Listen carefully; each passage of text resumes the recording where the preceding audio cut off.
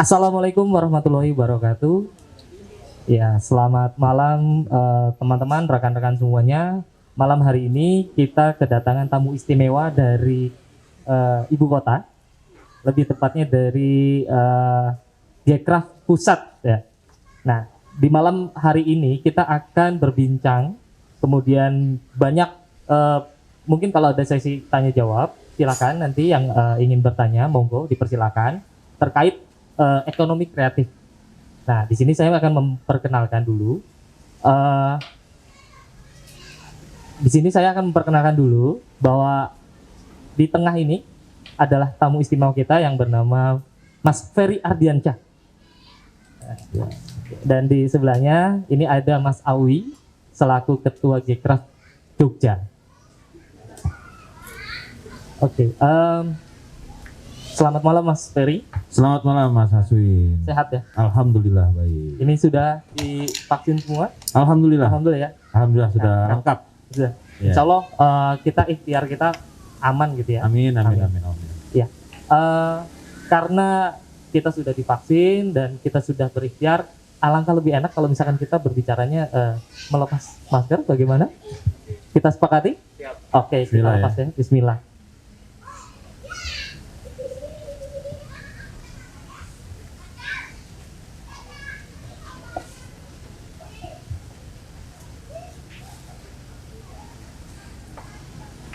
Iya, dan sebelum melangkah ke acara selanjutnya, kita akan berdoa terlebih dahulu untuk kekhidmatan acara, untuk kelancaran acara.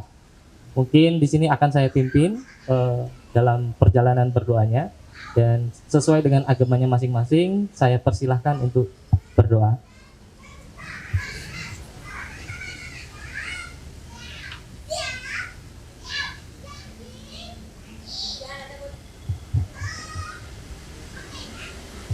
Selesai, ya, alhamdulillah. Dan sebelum kita mulai lagi sesi berbincang-bincangnya, obrolannya malam hari ini, kita akan mendengarkan dulu Mars dari Gcraft. Ya, bisa dibantu untuk Mas di belakang?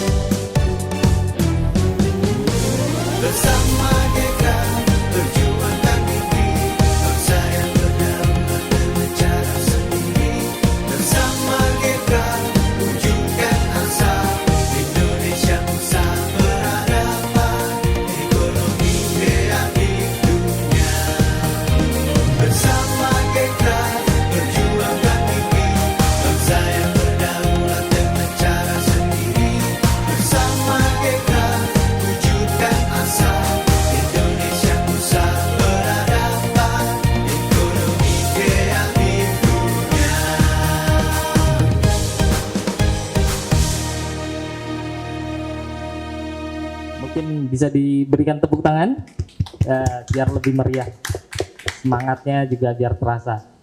Oke, nanti kita akan membahas juga tuh tentang Marsnya, menarik juga. Terus dari liriknya, dari musiknya nanti semangatnya nanti bisa diberi informasi itu tentang lagu-lagunya. Nah sekarang sebelum ke Mas Ferry, kita ini ingin mendengarkan dulu, mungkin ada sepatah dua patah dulu dari Ketua Gcraft Jogja. Ya, monggo Mas Alwi. Makasih Mas Haswin. J. Assalamualaikum warahmatullahi wabarakatuh. Selamat datang Ketua. Terima kasih sudah berkenan untuk hadir mengunjungi Jogja dengan suasana yang begitu. Kalau malam ini sangat sadu Mbak ya, sangat sadu. Iya, iya. Walaupun PPKM, tetapi semangat kita nggak PPKM Mbak ya. Tapi kita tetap ngikutin prokes. Insya Allah tetap kita jaga jarak, gitu Ketua ya.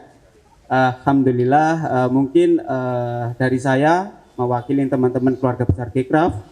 Terima kasih banyak Ketua, selamat datang, saya ucapkan kembali.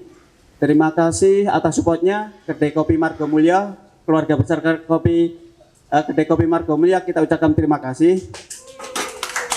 Ya. Mungkin dari saya itu Ketua, kita langsung saja Mas Haswin, karena kita sudah tidak sabar mendengar apa yang akan disampaikan sama beliau ini. Harapannya mudah-mudahan teman-teman yang ada live, yang ikutin live, ini juga mudah-mudahan bisa terbawa semangat. Semangat kita ingin membersamain teman-teman semua pelaku Gcraft, bagaimana kita bangkit bersama gitu Ketua ya, melalui ekonomi kreatif. Jogja dengan segala keistimewaannya ini kita harus pertahankan, harus kita buat lebih bisa istimewa lagi. Mungkin dari saya seperti itu. Monggo silahkan. Terima kasih, terima kasih. Dan obrolan malam hari ini itu ada temanya ya. Ya, ada nama programnya nanti. Selain ini kan kita live Instagram juga. Nanti bisa dilihat di YouTube channelnya Gcraft. Itu ada namanya itu Omah Gcraft. Omah Gcraft itu merupakan singkatan dari obrolan ramah tamah gerakan ekonomi kreatif. Dan malam hari ini judulnya obrolan kita itu Obah Mamah. Kalau di Jawa itu kan sudah sangat familiar ya dengan istilah itu Obah Mamah. Obah Mamah itu maksudnya orang obah, orang maem atau enggak makan gitu. Jadi apa yang kita lakukan harus diusahakan untuk menghasilkan sesuatu yang bermanfaat. Meskipun keadaannya sekarang ini serba sulit. Nah, kenapa Gcraft hadir? Nanti mungkin bisa menjawab hal itu. Dari kesulitan, bagaimana kita harus bisa bangkit dari kesulitan itu. Nah, di sini nanti Mas Ferry bisa menjelaskan. Monggo. Ya, bismillahirrahmanirrahim. Assalamualaikum warahmatullahi wabarakatuh. Alhamdulillahirrahmanirrahim. Puji syukur kehadirat Allah Subhanahu wa Ta'ala. Hari ini kita masih diberikan kesempatan untuk bersama-sama berdiskusi, menimba ilmu sama-sama. Saya ucapkan terima kasih kepada tuan rumah, jajaran Dewan Pimpinan Wilayah Gcraft Jogja yang luar biasa, antusiasnya luar biasa. Saya salut sekali di bawah kepemimpinan Ketua Alwi dan rekan-rekan semua, ada Mas Haswin juga, dan yang hadir pada hari ini, yang karena memang ini sangat terbatas sekali ya, memang kita ucapkan saya juga ucapkan terima kasih rekan-rekan semua pelaku Gcraft yang telah hadir di sini, ya, para penasehat-penasehat yang hadir juga pada kesempatan kali ini. Terima kasih juga atas kesediaan tempatnya di kedai kopi yang luar biasa ini, Margo Mulya. Tadi sempat ngobrol-ngobrol sama ownernya, ya, luar biasa, kopinya enak sekali, Mas. Mantul pokoknya, mantap betul. Ya, baik, suatu kehormatan untuk saya bisa hadir di Yogyakarta, kota yang penuh semangat, kota yang penuh keistimewaan, segalanya istimewa, dan tentunya juga saya melihat bahwa keadaan yang saat ini kita tahu bahwa dikatakan serba sulit sebenarnya bisa dikatakan iya, namun kita nggak boleh bersandar dengan kata sulit. Oke. Ya, karena menurut saya sesulit apapun hidup itu Selalu ada jalan. selalu ada jalan. Gimana kita bisa harus mencari jalan itu sendiri supaya kita bisa keluar dari kata sulit itu. Iya. Jadi kalau memang tenaga, pikiran, dan juga nah, ya kalau memang kita perlu suatu tempat, suatu naungan, ya kan, suatu bantuan gitu kan, memang disinilah, apalagi kita ngeliat masyarakat di Jogja sini kan luar biasa ramah, dan saya melihat saling bahu-membahu, saling tolong-menolong. Saya rasa itu juga merupakan salah satu kunci untuk keluar dari sebuah kesulitan. Karena melihat potensi yang ada saat ini bahwa ekonomi kreatif sesuai dengan harapan Bapak Presiden juga, bagaimana caranya supaya bisa menjadi salah satu tulang punggung ekonomi Indonesia. Itu berarti kita harus bisa menjawab tantangan itu.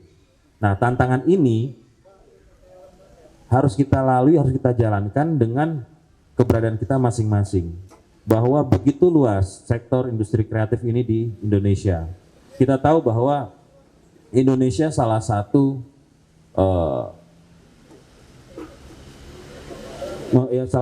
negara yang memiliki masyarakat parekraf yang luar biasa, cukup banyak.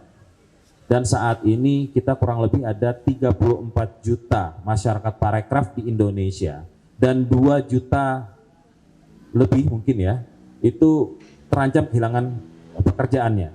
Nah, karena sebenarnya begini juga, keadaan seperti inilah yang membuat kita harus bisa bangkit kembali. Kita ingat, kita flashback ke tahun 98 pada saat krisis moneter.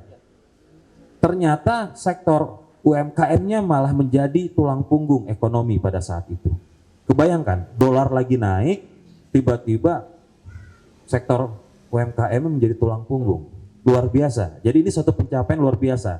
Dan pada saat itu, sektor UMKM dan juga sektor industri kreatif menjadi backbone ekonomi dan juga menyumbang PDB terbesar pada saat itu untuk Indonesia. Nah, sekarang pada saat ini ekonomi kreatif juga masih ada di posisi tersebut, cuma semua sektor merasakan dampak dari pandemi. Nah, kita harus bisa menjawab keraguan-keraguan yang selama ini, karena pandemi ini banyak mengajarkan kita mau kita bangkit atau kita mau jadi kaum rebahan aja nih. Mau nunggu bola aja di kamar sambil nonton Netflix, nonton drama Korea doang, ya kan? Ya. Atau mau ngapain nih? Ya kan? Ya, tapi kalau cerita lain, kalau memang mau seperti itu dalam keadaan kesejahteraannya aman. Tapi kalau yang nggak aman, jangan kan gitu. Saya sendiri merasakan juga gitu loh dampak yang luar biasa gitu kan. Tapi di sini banyak sekali, saya sering tukar pikiran bersama teman-teman para pelaku aircraft lainnya dari beberapa kota lainnya juga, merasakan keluh kesahnya juga gitu loh. Pada saat pandemi ini mereka, waduh, semerawut. Produksi sudah berjalan, akhirnya nggak bisa ngapa-ngapain. Nah, kita harus cari jalan keluar saat ini. Dan saya selalu bilang, ayo kita nggak boleh menyerah sebelum perang. Ini kita lagi perang nih sama pandemi. Lagi perang sama pandemi. Belum selesai. Dan kita harus kalahkan. Alhamdulillah saat ini negara kita bisa dikatakan proses vaksinasi secara nasional luar biasa masifnya, luar biasa kemajuannya. Bahkan negara tetangga Malaysia tuh bingung kok bisa gitu loh Indonesia. Ya bisa, karena itu semangat kekuatan kita, ya kebangkitan masyarakat kita tuh luar biasa, dan kesadarannya juga mulai tumbuh gitu loh terhadap kesehatan, terhadap kebutuhan lainnya. Nah, yang harus kita pahami saat ini adalah sektor aircraft menjadi salah satu menu utama seharusnya. Menu utama untuk kebangkitan ekonomi. Kenapa saya bilang menu utama? Kita dengan harapan yang cukup besar bahwa cukup banyak di antara pelaku aircraft ini nggak sadar kalau mereka sebenarnya sudah masuk di zona parekraf. Banyak. Mungkin mereka nggak tahu kalau mereka ada di zona parekraf, ada di zona aircraft. Itu banyak sekali. Seperti halnya misalnya yang suka nyanyi, suka musik, dia nggak sadar kalau mereka itu sudah masuk dalam salah satu subsektor industri kreatif, seni dan pertunjukan, musik dan sebagainya. Pedagang juga seperti itu, terus juga pelaku-pelaku UMKM juga seperti itu kan. Kadang-kadang nggak sadar sudah di zona itu. Nah, bagaimana caranya mengoptimalkan gitu loh, keberadaan yang saat ini, atau ingin menelurkan yang baru, atau ingin bangkit dari keterpurukan. Misalnya gini, pada saat pandemi banyak sekali yang kehilangan pekerjaan, Mas. Ya. Banyak sekali. Ya PHK, terus juga bangkrut. Iya, usaha nggak jalan, terus juga ada work from home, gaji cuma bayar 50%. Ya. Kadang-kadang ada yang cuma berapa persen Ya. gitu kan. Itu yang terjadi saat ini. Kita nggak boleh tutup mata, itu yang terjadi saat ini. Cuma rata-rata bagaimanapun juga ya bersyukurlah kita masih dikasih kesempatan gitu loh untuk bisa bertarung dalam hidup ini. Karena hidup ini kan pertarungan yang luar biasa, pertarungan ekonomi secara harfiah untuk mencukupi diri kita dan keluarga kita. Dan juga pertarungan batiniah kita, pertarungan kita terhadap iman kita sama yang Maha Kuasa. Gimana cara kita menyerah gak? Oh no, enggak, di agama juga diajari juga nggak boleh menyerah juga. Iya. Ya kan? Tetap harus ikhtiar. Iya. Jadi kekuatan ini yang harus kita gunakan untuk bisa ngebangkitin apa yang kita miliki. Yang pertama adalah menurut saya, kita harus mampu membaca potensi diri. Itu yang paling utama. Misalnya putus dari pekerjaan, kuliahnya mungkin sarjana teknik, jadi di perusahaan multinasional menjadi seorang ahli mesin atau apa segala macam, tiba-tiba terdampak pandemi, akhirnya work from home, gaji cuma sekian, terus bingung mau ngapain lagi karena demand kehidupannya sudah berjalan, punya kebutuhannya sudah berjalan. Nah, mau nggak mau harus mikir nih bagaimana caranya bisa menutupi supaya cicilan nggak mundur apa segala macam bla bla bla bla. Sebenarnya juga pemerintah juga sudah memberikan kesempatan gitu untuk kemudahan-kemudahan dalam artian untuk keringanan-keringanan semacam kredit dan sebagainya gitu kan. Cuma ya kita harus tetap mengoptimalkan apa yang kita miliki saat ini. Misalnya pilihan dalam keadaan saat ini cuma dua, Mas Aswin. Kita harus menciptakan peluang atau kita memberikan peluang kepada orang lain.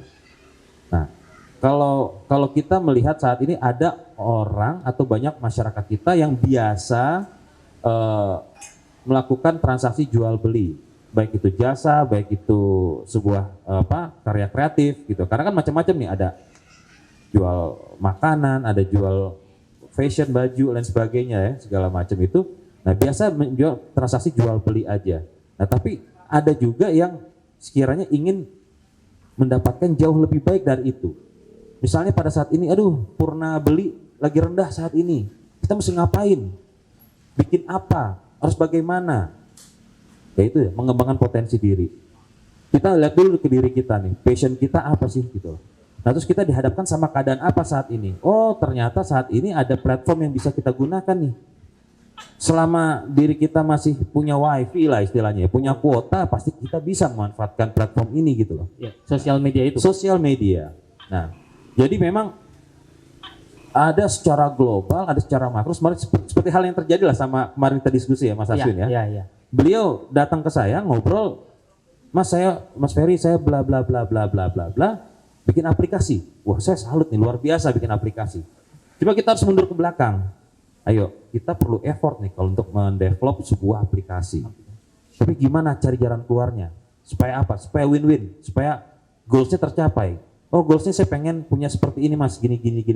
Diarahkan melalui platform yang sudah umum. Ya, sudah umum. Ya, seperti itu, yaitu menggunakan media promosi yang tepat sasaran, ya kan, punya jam upload yang benar.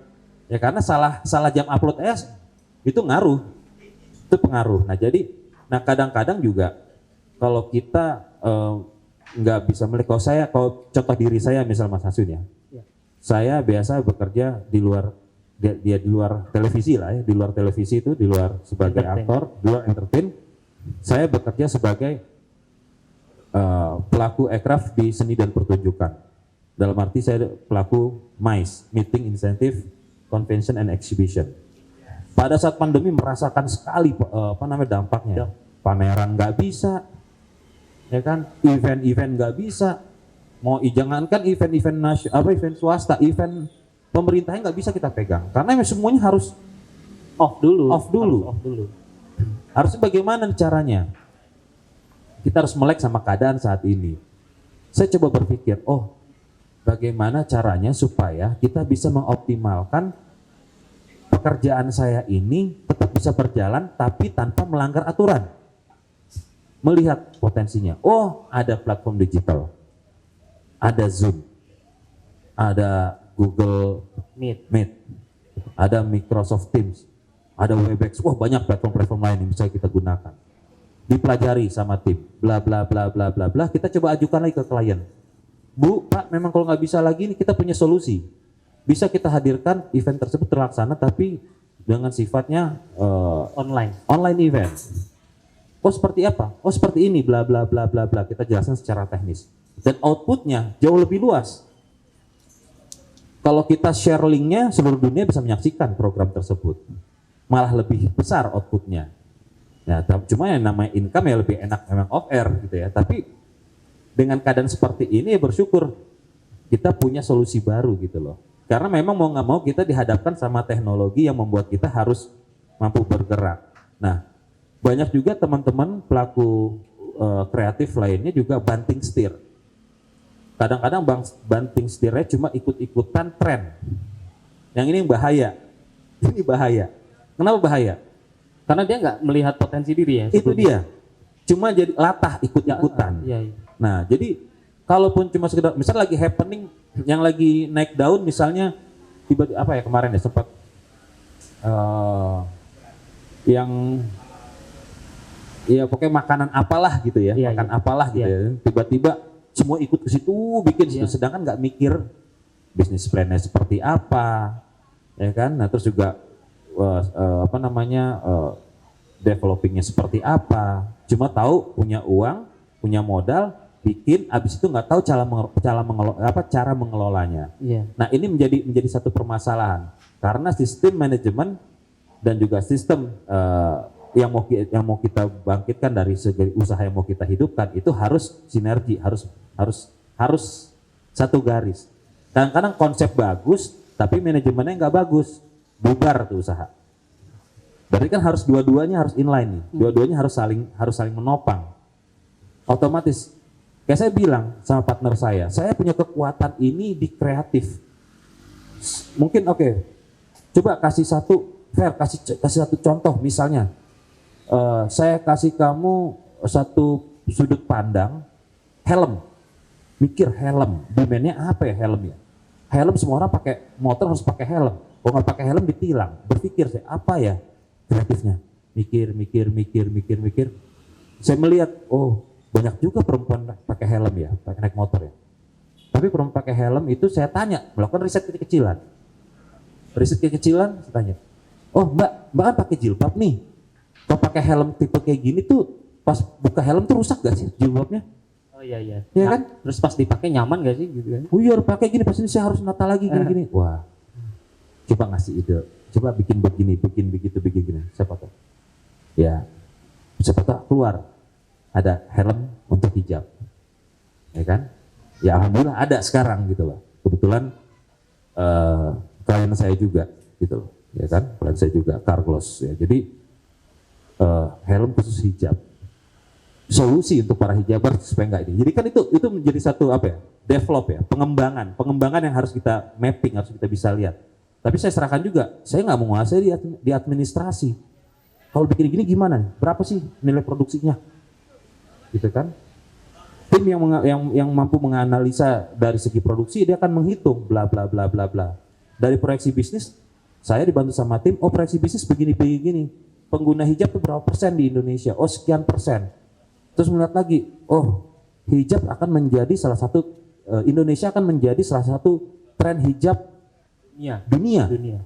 Karena apa? Cuma di Indonesia wanita berhijab ini yang mempunyai gayanya yang cukup dinamis dan sangat berbeda dengan negara-negara lain. Saya berani jamin itu. Karena apa? Keren-keren hijaber sekarang.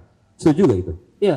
Keren-keren hijaber sekarang. Fashion ya. Fashion. Walaupun mereka syar'i tapi begini. Tapi ya, itu berarti ada demand-nya. Iya. Berpikir seperti itu. Nah jadi bagaimana caranya membaca market, membaca kebutuhan dulu yang kita lihat nih. Kebutuhannya apa sih masyarakat saat ini? Seperti ini kebutuhannya. Harus coba mensiasati. Ternyata kena nih atau kurang nih, ya udah perbaiki di situ. Seperti halnya misalnya usaha kuliner ataupun usaha yang berkaitan sama dagang online misalnya, dagang online. Apa sih yang menjadi tolak ukurnya? Saya tanya. Kalau misalnya ada makanan enak nih, saya tanya sama Mas Haswin nih, makanan enak nih, makanan A enak, makanan B biasa aja. Tapi di media sosialnya makanan A ini Sepi. followersnya sedikit. Terus juga fotonya nggak menarik. Terus tapi yang B ini makanan itu nggak enak, mahal lagi. Tapi displaynya cakep, bagus. Orang ngeliat mana dulu? Yang B, Yang B. yang B. Secara awam menarik, ya, yang menarik, yang bagus gitu. Karena ada kebutuhan masyarakat untuk melihat itu. Apa? Iya. Oh, bagus nih gambarnya, Iya. looknya bagus nih, pasti kelihatannya enak. Iya. Padahal kalau dirasain Ya, B aja. B aja, gitu kan. Nah jadi bagaimanapun juga kita harus bisa mampu gitu loh. Bukan cheating ya. Ini mensiasati daya beli market gitu loh, daya beli masyarakat. Karena gini, kalau kita ngelihat misalnya ada rumah makan yang legenda di sini mana ya? Banyak kan di sini kan legenda. Banyak sekali ya. Mau di tempatnya dimanapun, jauh dimanapun, nggak perlu promosi, pasti banyak yang datang tiap hari. Ya. Ketimbang restoran yang bagus, yang bersinar, bla bla bla bla bla, tempatnya strategis, pada saat launching doang rame, abis itu Sepi lagi. Nah berarti kan ada yang salah di situ. Nah berarti kalau kita bicara keadaan saat ini, otomatis semua elemen harus dilibatkan. Pertama apa? Pertama melihat dulu nih potensi kita di mana. Passion saya itu di mana? Kemampuan saya di mana? Itu satu. Kedua, setelah melihat kemampuan, membaca market, membaca kebutuhan market demand. Gitu. Iya. Melihat, kebutuhan saya di bidang A. Oh, marketnya ada gak nih? Oh, begini. Kira-kira mereka kurangnya apa ya? Oh, kurang begini. Cari. Oke. Dikembangkan. Ajak. Tapi saya punya kelemahan nih di masalah administrasi. Ada temen nih. Kayaknya lo jago di masalah administrasi deh. Bla bla. Kalau gue bikin gini gimana menurut lo? Bla bla bla. Gimana kalau kita kerja sama? Gitu. Terus punya temen. Tapi gue nggak jago nih masalah publikasi, masalah promosi segala macam bla bla bla bla bla. Itu gimana caranya? Cari teman yang lagi jobless juga. Wah ini kalau motret bagus, gambarnya bagus. Terus jago juga main media sosialnya juga, IT juga bagus bla bla. Mau kalau kerja sama kita. Bangun satu ekosistem usaha gitu, bersinergi di situ, ya kan? Satu ngeluarin kekuatannya, satu jadi satu dengan sebuah nama, brand. Disampaikan sesuai dengan market. Jadi semua menyampaikan sesuai dengan porsinya masing-masing. Itu yang saat ini kenapa pada saat pandemi tumbuh begitu banyak para pelaku aircraft ini, salah satunya kuliner, fashion segala macam itu mereka tumbuhnya di media sosial semua. Tumbuhnya kenapa? Mereka mau bikin counter, orang nggak boleh datang. Bikin counter modalnya besar, harus jaga-jaga duitnya. Gimana caranya? Sekarang mereka hidup di platform digital atau dijual juga di e-commerce, bisa jual juga, dan mereka juga bisa menggunakan platform payment gateway yang bisa mempermudah. Misalnya ya kita kayak OVO lah, apalah segala macam itu. Apalagi bisa ada sistem-sistem yang mempermudah, yang cashless. Nah jadi sebenarnya selain kita bisa membaca demand masyarakat, kita mengetahui kemampuan kita, mengajak tim yang sekiranya bisa mendukung usaha kita, mempunyai mimpi yang sama, dijalankan, lalu setelah dijalankan harus dipikirkan kembali. Bagaimana caranya memudahkan orang untuk mendapatkan produk Anda. Harus berpikir, gimana caranya ya saya harus bisa mendapat orang itu supaya mempermudah dapat produknya dia. Begitu produknya itu rush, begitu produknya itu demand-nya tinggi, kehabisan. Ada aja tuh customer, gimana sih saya udah transfer, tapi kok barangnya gak kirim-kirim, sudah produksi numpuk. Nah berarti kan harus ada, wah itu pasti akan terjadi. Dan itu harus dilalui dan harus dihadapi. Ya udah cari tim lagi dengan cara seperti apa ya cara? Yuk kerja sama saya, gitu loh. Profit sharing itu salah satu solusi menurut saya. Nggak mengeluarkan modal cukup besar karena semuanya harus dibangun bersama-sama gitu loh. Nah itu salah satu fondasi yang harus dijalankan. Lalu melihat juga bagaimana untuk memudahkan customer. Begitu nanti orang sudah muda, ya udah cara bayarnya gampang nih, cashless doang seperti ini. Terus membangun juga media promosi dan sebagainya. Nah strategi-strategi inilah sebenarnya itu yang bisa dibangun, yang bisa mempermudah. Gunakan platform media sosial sebijak mungkin, sebaik mungkin, sesuai dengan porsinya. Itu paling penting. Lalu jam tayang upload materi, itu pengaruh. Kenapa pengaruh? Coba sampean punya usaha, misalnya usahanya makanan, ya, makanannya makanan sehat, misalnya makanan diet usahanya nih di rumah, terus uploadnya jam 2 pagi, nggak ada yang nonton, nggak ada yang ngeliat, tidur semua. Kita harus ngelihat traffic padatnya jam berapa nih. Oh ternyata jam 8 pagi, jam 9 pagi orang lagi berangkat ke kantor, itu lumayan. Pas jam makan siang, orang pasti sambil ngeliat-ngeliat juga, wah itu lumayan.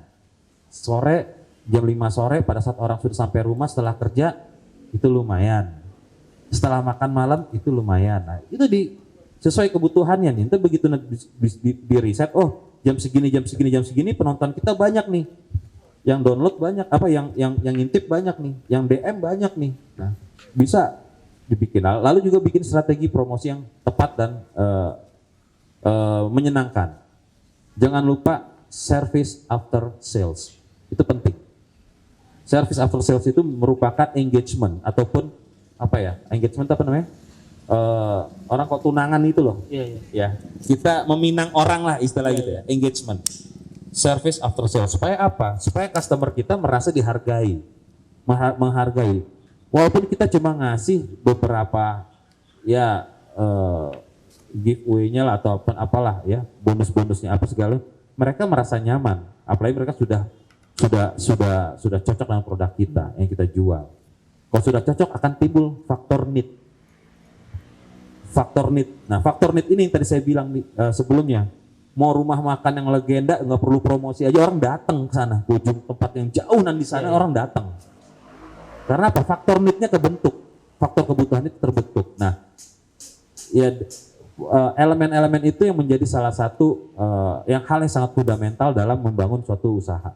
Dalam artian sesuai dengan literasi dari Gerakan Ekonomi Kreatif Nasional bahwa kita harus mampu bangkit dari keterpurukan ini. Kita jangan bilang saat ini adalah saat titik terendah dalam kehidupan kita, jangan.